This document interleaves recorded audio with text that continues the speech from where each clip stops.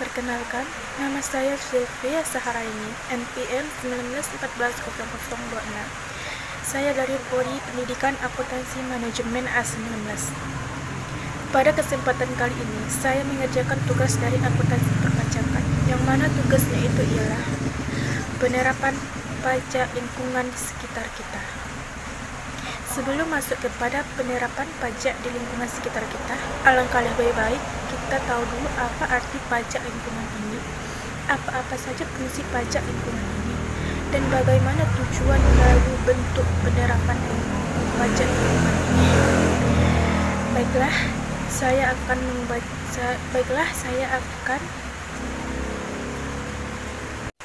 Baiklah, yang pertama kita akan membahas apa itu arti dari pajak lingkungan.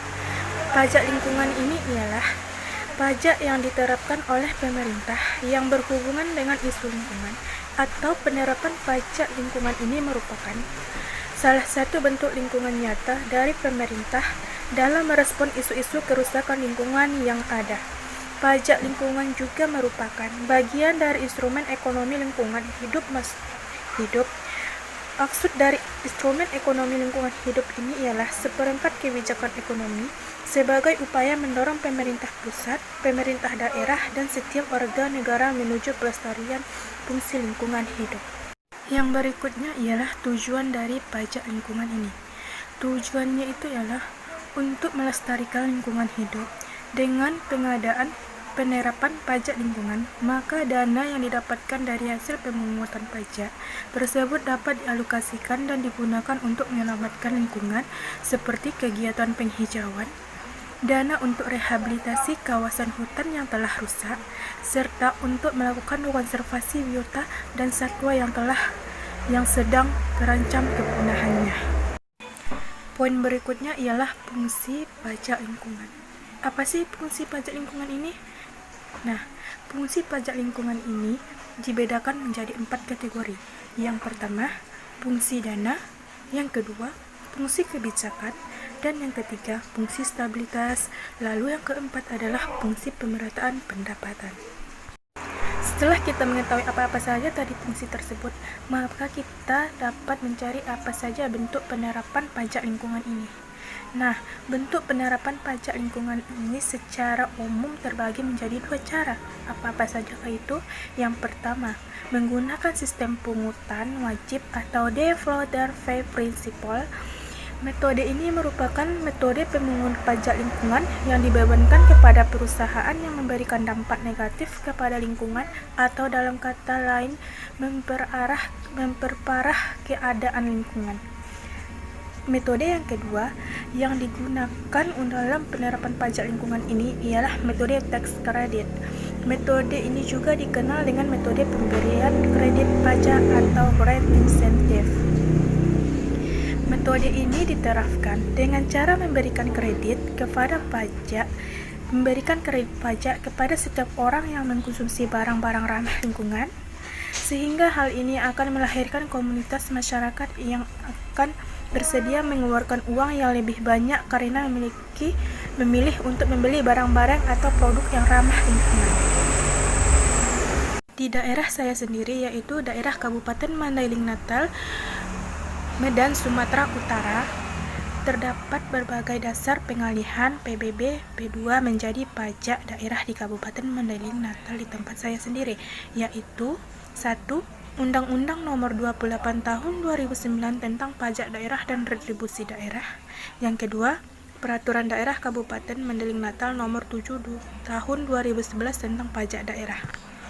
Pemerintahan Kabupaten Mandailing Natal telah melaksanakan pengalihan PBB P2 menjadi pajak daerah sejak tahun 2014.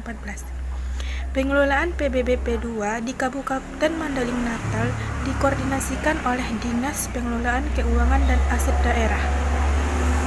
Pemerintah kecamatan mengkoordinir dan mengawasi pelaksanaan di tingkat kecamatan dan desa atau kelurahan, sedangkan kepala desa dan lurah sebagai penanggung jawab di wilayah kerja masing-masing. Kemudian, jenis pelayanan yang dilaksanakan di Dinas Pengelolaan Keuangan dan Aset di daerah Kabupaten Mandailing Natal di tempat saya sendiri ini ialah pendaftaran objek pajak baru, mutasi objek atau subjek, dan pembetulan SPPT. Nah, syarat-syaratnya itu untuk pendaftaran objek pajak baru ini ialah pendaftaran bisa diajukan dengan permohonan tunggal oleh perseorangan, wajib pajak atau permohonan kolektif oleh lurah atau kepala desa. Apa-apa saja syaratnya? Persyaratan atau minimal pengurusan PBB baru permohonan tunggal ini ialah yang pertama, surat keterangan dari kepala desa atau lurah. Yang kedua, melampirkan fotokopi identitas diri, baik itu dari KTP, SIM, atau KK. Yang ketiga, melampirkan fotokopi bukti surat tanah. Dan yang keempat, mengisi formulir surat permohonan pendaftaran baru, surat pemberitahuan objek pajak atau SPOP baru, lampiran surat pemberitahuan objek pajak atau LSPOP yang disediakan BPKAD. Lalu, apakah contoh dari pajak lingkungan ini? Contoh pajak lingkungan ini yang terdapat di sekitar saya akan ambil contoh pada pajak burung sarang walet. Pajak sarang burung walet adalah pajak atas kegiatan pengambilan atau pengusaha sarang burung walet. Objek pajaknya adalah pengambilan dari pengusahaan sarang burung walet dan subjeknya ialah orang pribadi atau badan yang melakukan pengambilan pengusaha sarang burung walet. Dasar pengungutan pajak atau DPD sarang burung walet ialah nilai jual sarang burung walet. Nilai jual sarang burung walet dihitung berdasarkan perkalian antara harga pasaran umum sarang burung walet dengan volume sarang burung walet. Harga pasaran umum sarang burung walet ditetapkan dengan peraturan Bupati. Tarif pajak sarang burung walet ditetapkan sebesar 10%. Dan contoh kasusnya ialah, misalnya, Tuan Radia seorang pengusaha yang bergerak dalam pengusaha sarang burung walet, termasuk kategori WP PPH Pinal PP 23 2018. Pada bulan Desember 2018, hasil panennya ada 30 kg dengan harga jual sebesar 15 juta per kilogram. Sesuai ketentuan, Tuan Radia wajib membayar pajak pusat atau pajak penghasilan dan pajak daerah atau pajak sarang burung walet. Perhitungan pengenaan pajak sebagai berikut. Yang pertama, menyetor PPH Pinal PP tanggal 23 2018 sebesar 2.250.000 dikurang dengan perhitungan 30 kg dikali 15 juta dikali 0,5%. Yang kedua, menyetor pajak sarang burung walet sebesar 45 juta dengan perhitungan 30 kg dikali 15 juta dikali 10%. Dari penjelasan di atas, maka terlihat bahwa pajak PPH Pinal PP 23 2018 maupun pajak sarang burung walet sama-sama bersifat sederhana, sehingga memudahkan wajib pajak dalam melaksanakan kewajiban perpajakannya.